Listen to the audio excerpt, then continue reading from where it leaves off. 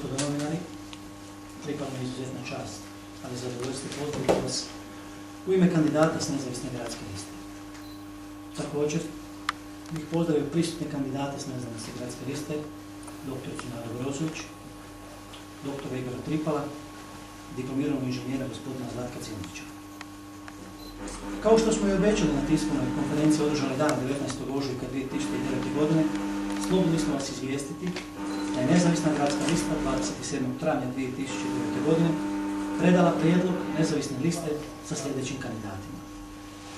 Inženjer Željko Bokulić, dr. Igor Tripalo, Željko Stipetić, diplomirani kriminalista, Zlatko Cindrić, diplomirani inženjer, dr. Nada Brozović, profesor Marinko Tomić, Zlatko Solopet, diplomirani inženjer strojarstva, magistar prava Marijan Turković, inženjer Željko Perdešić, Ankica Cindrić, Ane sa Svetog Petra, Boško Solopek, Željka Benić, Željko Radočen, Valentina Puškarić, Srećko Regetaš, Zdravko Solopek i Ivan Dujnić.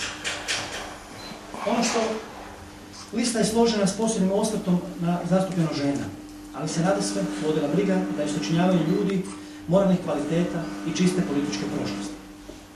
Ono što želim naglasiti je to da lista nije sačinjena na osnovu rodbinskih veza, na osnovu političkih kupljenih radnih mjesta ili po osnovu nekih obećanja prije ili poslije izbora. Ako pogledamo liste s prijedlogom kandidata drugih stranaka, možemo uvidjeti da su upravo rodbinske veze, političke podobnosti, upravo prvi preduvjet za slaganje liste. Nakon višemjesečnih ispitivanja javnog mnijenja, ali i kontaktiranja s ljudima u običnom razgovoru, odlučeno je da nezavisna lista na lokalne izbore ide samostalno. Upravo zbog samostalnog izlaska na izbore, slobodni smo se izvijestiti da smo također 27. travnja 2009. predali prijedlog nezavisne liste za gradonačelnika. Za gradonačelnika smo kandidirali gospodina Zlatka Cindrića, a za njegove zamjenike gospodina Željka Bokulića i dr. Igora Tripala. Tko je Zlatko Cindrić? Vjerojatno je pitanje i davno pravo. Zlatko Cindrić je rođen 11. studenog 1963. godine. Osnovnu školu i gimnaziju završio u Njemačkoj. Prirodoslovno-matematički fakultet Sveučilišta u Zagrebu završava 1990. godine gdje stječe zvanje diplomirani biolog s ekologijom. Od 1990. do 1995. godine na PNF-u nastavlja poslijediplomski studij, a od 2001. godine na Filozofskom fakultetu Sveučilišta u Zadru na odjelu za informatologiju i komunikologiju upisuje poslijediplomski studij. U svom dugogodišnjem radu gospodin Cindrić bio je nastavnik prve osnovne škole u Ogulinu, sveučilišni asistent na katedri za mikrobiologiju. U periodu od 1996. do 2002. godine u Karlovačkoj županiji bio je stručni suradnik za turizam, a od 1. prosinca 2002. godine postaje stručni suradnik za zaštitu okoliša, krajobraz i bioraznolikost. Autor je znanstvenih članaka i nekoliko studija. Završio je tečaj iz destinacijskog menadžmenta, menadžmentski seminar iz ekonomskog obrazovanja u jednoj njemačkoj neprofitnoj organizaciji za međunarodno poslovno obrazovni razvoj i humanne resurse. Sve ove karakteristike, uz dosljednost, poštenje i čisti obraz, garancija su da je grad Ogulin dobio kandidata za gradonačelnika koji može i zna voditi ovaj grad na dobrobit svih nas, a ne odabranih i rodbine. Draga Ogulinke i Ogulinci, poštovani birači, na lokalnim izborima koji su pred nama, svi skupa nađemo snage za promjenu. Krajnje je vrijeme za smjenu vladajuće garniture. Time ćemo osigurati promjene u upravljanju grada, novu gradsku upravu koja neće biti sama sebi svrha, koja neće protežirati samo svoje sljedbenike, podobnike i rodbine. Upravu koja se neće bojati referenduma za donošenje odluke o bitnim pitanjima. Upravu koja će u svim vitalnim projektima provesti javnu raspravu. Upravu u kojoj će se moći zaposliti i oni koji nisu članovi vladajuće stranke. Upravu koja će se izboriti za takav gospodarski okvir koji će se temeljiti na pametnom korištenju naših prirodnih i ljudskih resursa, a što će našem gradu donijeti razvoj nasuprot stagnaciji i nazadovanju kao do sada. Upravu koja će jednako tretirati svoje građane i poduzetnike koji će, bez izuzetaka kao do sada, biti dužni poštivati zakone i gradske odluke, te plaćati poreze i doprinose. I na kraju upravu čija će vrata uvijek biti otvorena, a službenici dostupni i pristupačni za sve građane. Ja bih sad riječ prepustio kandidata za gradonačelnika, gospodinu Cindriću.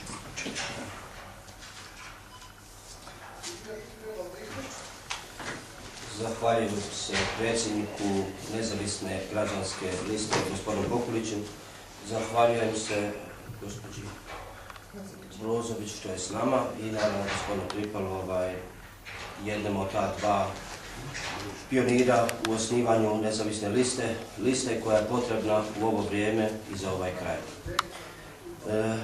Nezahvalno je pričati, a ne raditi, no u empiriji sustava, u poretku izmjenjuje se djelo i govor.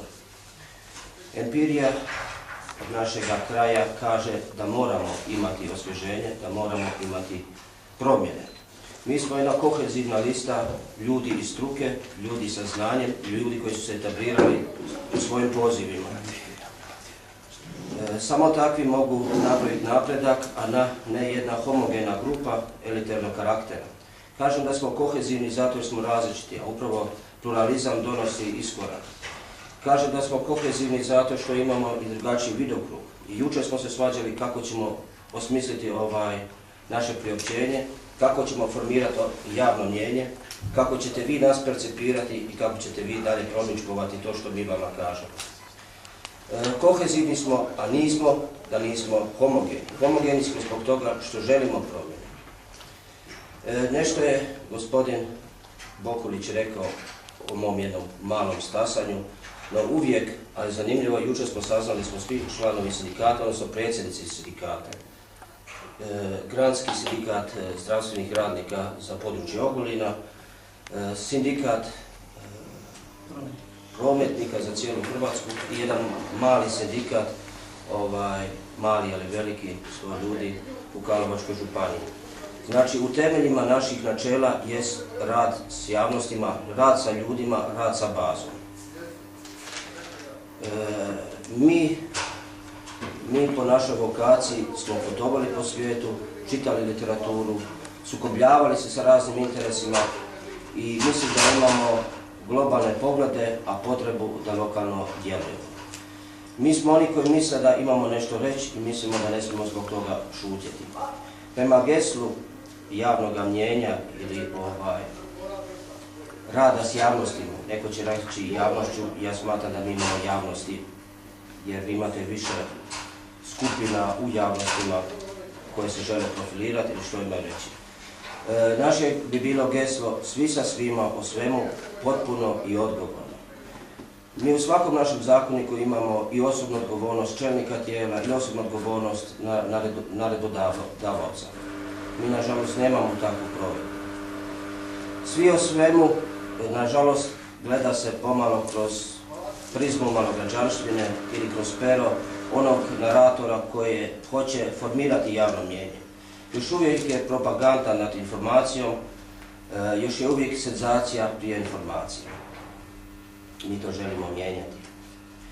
U razgovoru sa našim potencijalnim glasačima rekli su treba nam osvježenje na političkoj sceni. Traže se nove ideje i trebamo proširiti postojeće vidokruge. Mi nemamo referendum u gradu da se treba srušiti 123 stabla.